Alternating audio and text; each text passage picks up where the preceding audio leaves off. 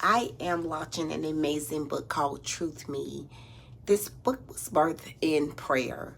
It began to deal, it came many, many years ago, 27, 28 years ago.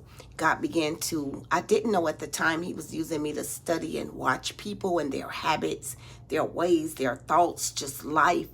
And I began to discover that life is one big marketplace. You're either being bought or sold. Someone is either trying to take from you who you are, borrow from your identity if you don't know you have it, or use your identity again as their own. This world, as it began to go around, is people again in search of something and things. And I began to discover that a lot of who we are is not really who we are. We either lead with a who or what, or we're known by a who or a what. For an example, we all have been a real who.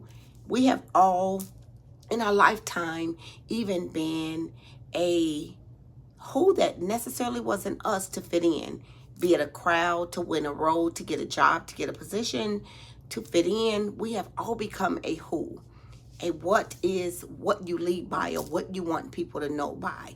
You run into people, they make sure that they keep a certain image, a certain persona about them, or you got people who will live way beneath their means just, again, to be a what, not to be rejected. God began to deal with me and show me that He wants to deal with our who and our what so that we can enter into our true divine calling. Let me say that again. The reason why God had me to write this book called Truth Me is because, again, if you sit something new on top of a old foundation, the old history will remain there. God cannot a lot of times create new history because we haven't got rid of the old is history of who we are or used to be, or how we hold on to things to defend ourselves. So Truth Me, I'm talking now about the pre-launch, will be coming out soon. My name is LaShonda Carter.